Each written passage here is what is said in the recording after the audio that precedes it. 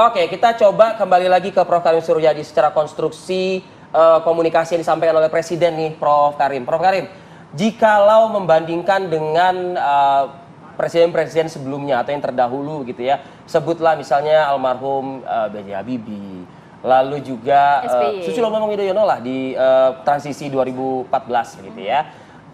Benar-benar memang menunjukkan sebagian kalangan mungkin mengatakan ada juga yang tidak begitu, tapi sepertinya sudah benar-benar mengkultuskan diri untuk ya 100% kepada rakyat, kepada bangsa ini begitu. Nah, tapi kalau berkaca ke yang dilakukan oleh Presiden Joko Widodo, misal nih kita balik lagi, mundur lagi sejenak. Indikasi beberapa pengamat masyarakat mengatakan cawe-cawe politik, Prof, misalnya seperti itu, Prof. Nah, tapi belakangan di Medan Sumatera Utara berkata, ya tolonglah jangan saling memanas-manasi, tolonglah jangan saling sindir, jaga politik kita tetap kondusif di 2024. Ini kontradiktif nggak menurut Prof. Karim Suryadi? Begini, pidato itu mengandung dua dimensi ya. Yang pertama kabar baiknya. Kabar baiknya pidato itu mengimplikasikan secara tersirat bahwa salah satu ajaran demokrasi yang paling genuin itu adalah yang menang tidak mengambil semuanya dan menempatkan yang kalah di sudut sejarah. Dan itu sudah dimodifikasi dalam pemilu 2019. Dan itulah yang disebut dalam literatur itu sebagai co-opetitions gitu. Kompetisi yang juga kolaborasi yang dipinjam dari dunia industri. Biasanya jika sebuah perusahaan tidak sanggup mengerjakan yang lain, maka yang lain dikerjakan oleh perusahaan B gitu. Nah, dan itu sangat dipahami oleh masyarakat kita sekarang. Kemarin dalam diskusi dengan Kesbangpol Kota Bandung, kemudian Jawa Barat, kemudian di Subang, di Indramayu, itu mencuat dari peserta bahwa kalaupun mau marah jangan serius marah, kalau mau musuhan jangan serius musuhan. Karena apa? Karena ternyata presidennya juga yang tadinya debat seakan-akan panas, tapi kemudian bertemu di stasiun kereta lalu berangkulan, lalu duduk dan buka lebih dulu meskipun kita masih puasa, kata pendukung Prabowo. Artinya apa? Artinya sekarang publik tersadarkan bahwa dalam batas-batas tertentu pertemanan, perkawanan, perlawanan antar politisi, antar capres itu sebenarnya dibangun oleh lakmus. Lakmusnya apa? Kepentingan. Jadi perkawanannya sebatas kepentingan, perlawanannya sebatas kepentingan, atau sesungguhnya tidak ada kawan sama sekali, yang ada adalah sekutu. Perkawanan yang dibatasi oleh sekutu. Nah, sayangnya ada dua dimensi kabar buruknya. Yang pertama, luka politik itu seperti ulkus gitu. Ulkus itu istilah medis yang digunakan untuk menjelaskan bahwa sebuah luka, luarnya itu sudah rapat, sudah mengering, tapi dalamnya masih basah dan bisa jadi infeksi. Meskipun Jokowi dan Prabowo-nya sudah duduk satu meja gitu ya, tetapi di bawah masih menganga. Ini ulkus dan ini agak lama gitu, agak lama sembuhnya. Karena apa? Karena pemicunya banyak. Karena meskipun yang ditarik misalnya penelan atas, tapi yang bermain kemudian kan relawan, menohok mata di mana-mana. Sementara pendukung yang masih berpuasa itu tetap aja berpuasa meskipun bosnya udah buka. Itu yang pertama. Nah, yang kedua menurut saya ini sebenarnya sumber masalah dari panasnya suhu politik kalau memang dibilang panas. Apa itu? Elit politik khususnya pimpinan partai politik mengalami miopia pemasaran khususnya dalam seleksi calon presiden dan calon wakil presiden.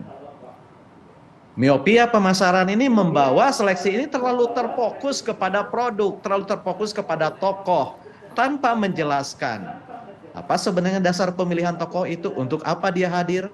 Bahkan kita sudah diajarkan sejak awal-awal, kan pemimpin itu sebenarnya adalah penyebar, penyalur harapan. Nah, harus diintrospeksi. Apakah kemunculan ketiga capres ini memberikan harapan? Apakah cawapres yang disebut-sebut juga membawa harapan? Kan itu yang paling genuine dalam pemerintahan. Dilihat dari teori manapun, sistem politik manapun. Yang genuine dari tugas pemerintah itu hanya dua. Pertama, mewujudkan harapan rakyat, hidup hari ini lebih baik dari kemarin. Yang kedua, merawat kekayaan kolektif. Kekayaan kolektif apa? Kekayaan kolektif kerja keras, kekayaan kolektif kesantunan, kekayaan kolektif yakin bahwa apapun yang kita capai adalah hasil usaha kita.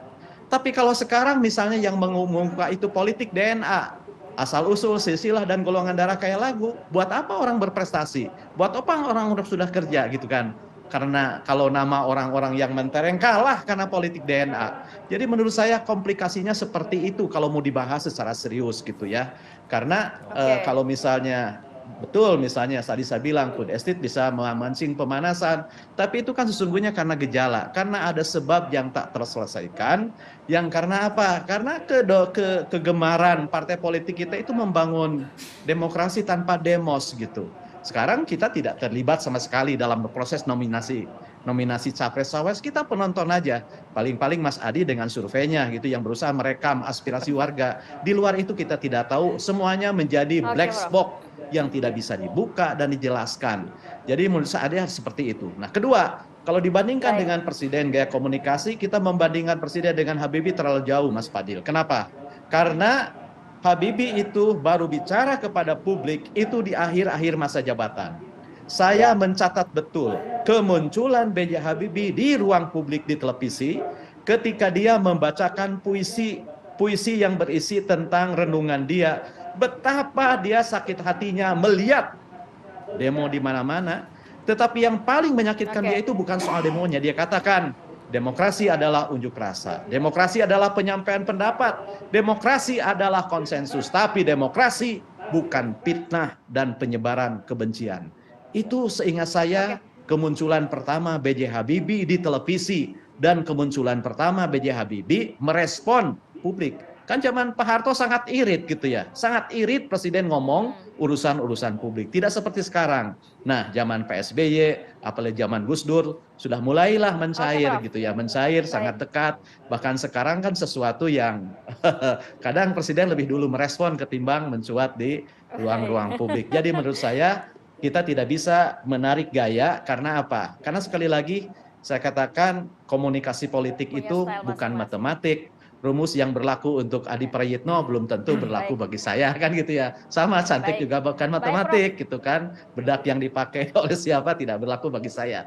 Jadi ini benar-benar cerminan dari personality, cerminan dari nilai-nilai yang diyakini, ditambah lagi oleh milieunya. Milieu berupa lingkungan, tempat lingkungan komunikatif, tempat di mana sang penguasa itu menginjakkan kakinya. Kan begitu yang diingatkan Plutah tahun 100 Masehi. Sejak lama sekali dikatakan bahwa gitu ya, kemunculan pemimpin itu antara lain ditandai oleh diksi-diksi yang dipilihnya. Sebab apa? Sebab diksi yang dipilih mencerminkan suasana hati. Prof Karim.